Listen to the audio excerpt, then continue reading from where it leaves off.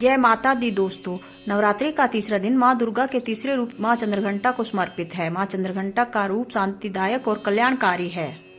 चैत्र नवरात्रि की पावन पर्व की शुरुआत हो चुकी है। नवरात्रि के 9 दिनों में देवी दुर्गा के 9 अलग अलग रूपों की पूजा की जाती है। घट स्थापना के साथ ही नवरात्रि के पहले दिन माँ शैलपुत्री और दूसरे दिन माँ ब्रह्मचारिणी की पूजा होती है। अब नवरात्रि के तीसरे दिन माँ दुर्गा की तीसरी शक्ति माँ चंद्रघंटा की पूजा की जाती है। माँ चंद्रघंटा का रूप अत्यंत कल्याणकारी और शांतिदायक होता है। इनके माथे पर अर्ध चंद्रमा का आकार चिन्हित होता है, जिस कारण इन्हें चंद्रघंटा कहा जाता है। माँ चंद्रघंटा के शरीर का रंग स्वर्ण की तरह चमकीला है और इनके 10 हाथ हैं, जो कि खड्ग और अन्य अस्त्र शस्त्र से विभूषित हैं। सिंह पर सवार माँ चंद्रघंटा की मुद्रा युद्ध के लिए उद्यत रहने की है। इनकी पूजा करने से न सिर्फ घर में सुख समृद्धि आती है, बल्कि रोगों से भी मुक्ति मिलती है।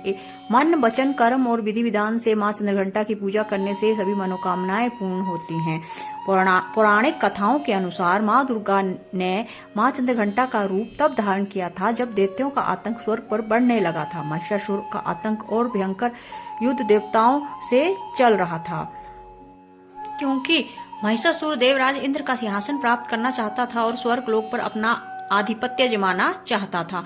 जब देवताओं को इसका पता चला तो सभी परेशान हो गए और भगवान ब्रह्मा, विष्णु और महेश के पास पहुंचे। त्रिदेवों ने देवताओं की बात सुनी और क्रोध प्रकट किया। कहा जाता है कि इसी क्रोध से त्रिदेवों के मुख से एक ऊर्जा निकली और उसी ऊर्जा से एक देवी अवतरित हुई, जिनका नाम माँ चंद्रघंटा है।